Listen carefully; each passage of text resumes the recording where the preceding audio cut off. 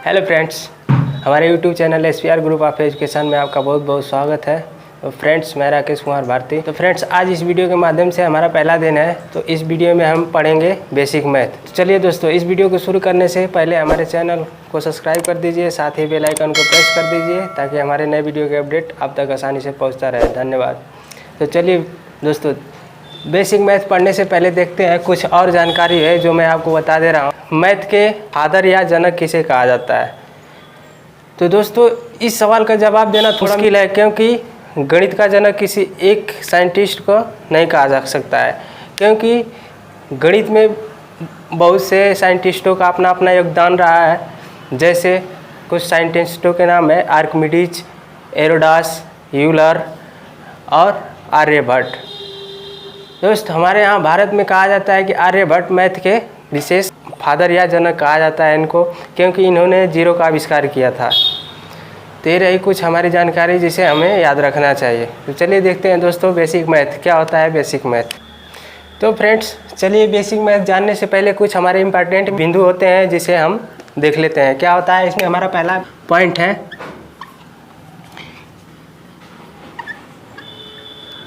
शून्य से किसी संख्या में गुणा किया जाए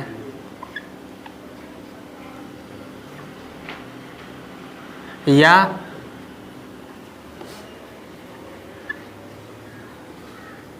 किसी संख्या से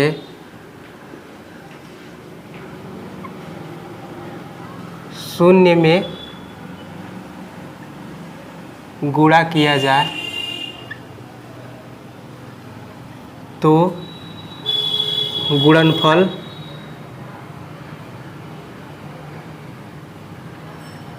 शून्य प्राप्त होता है।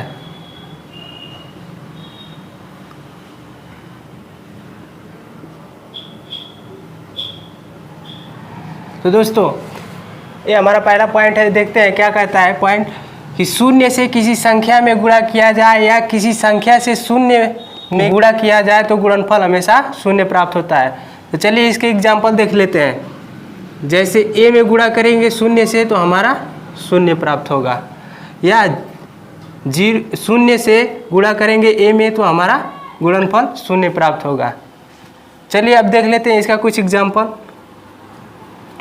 जैसे 17 से गुणा करेंगे 0 में तो हमारा गुणनफल शून्य प्राप्त होगा, या शून्य से गुणा करेंगे 17 में तो हमारा गुणनफल शून्य प्राप्त होगा। तो चलिए फ्रेंड्स, देखते हैं दूसरा हमारा पॉइंट क्या होता है।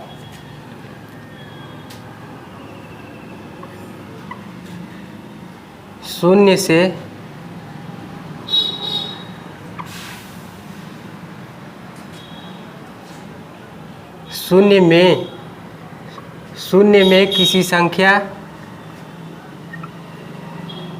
से भाग दिया जाए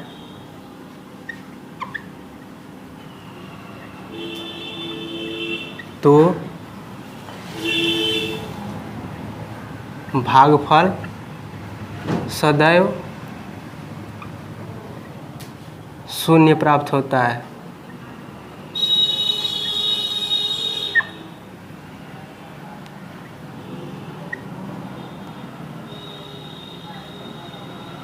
तो चलिए फ्रेंड्स, इसका कुछ एग्जाम्पल है जिसे हम देख लेते हैं। जैसे शून्य है, इसमें हम भाग देंगे एक से a से तो हमारा भागफल शून्य प्राप्त होगा।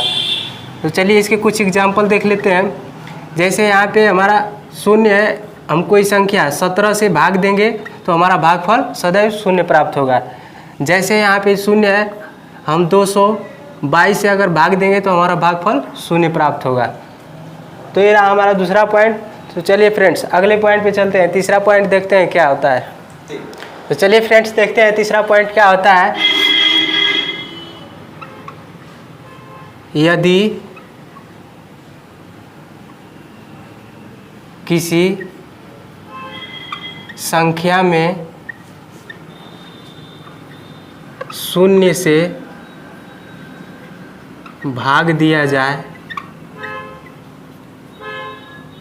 तो भागफल इनफाइनाइट प्राप्त होता है।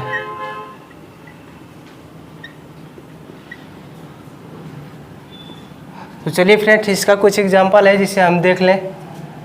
जैसे यहाँ पे हमारा कोई संख्या हो गया, इसमें हम शून्य से भाग दे रहे हैं तो हमारा भागफल इन्फिनिट यानी अनंत प्राप्त होगा।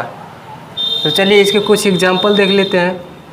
जैसे 263 है, इसमें अगर शून्य से हम भाग दे रहे हैं तो हमारा भागफल इन्फिनिट प्राप्त होगा यानी अनंत प्राप्त होगा। तो फ्रेंड्स, हमारा अगला पॉइंट होता है, यदि किसी संख्या का घात शून्य है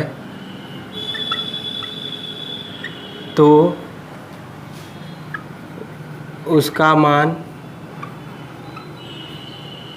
1 होता है। तो चलिए फ्रेंड्स, इसके कुछ एग्जांपल है देख लेते हैं। जैसे ए के पावर हमारा शून्य है तो इसका मान हमारा 1 होगा। तो इसके कुछ एग्जांपल है जिसे हम देख लेते हैं। जैसे यहाँ पे 17 है, अगर इसका घात शून्य है तो इसका मान हमारा 1 प्राप्त होगा। और यहाँ पे 245 है, अगर इसका घात शून्य है तो हमारा इसका मान 1 प्राप्त होगा। तो चलिए फ्रेंड्स, हमारे अगला कुछ पॉइंट है जिसे हम नोट कर लेते हैं।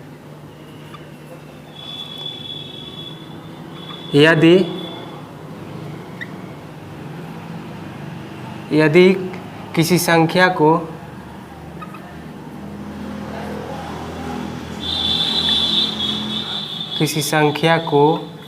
स्वयं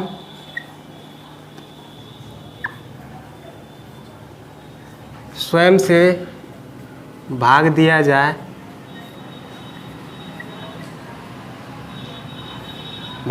जाए तो भागफल 1 प्राप्त होता है, 1 प्राप्त होता है।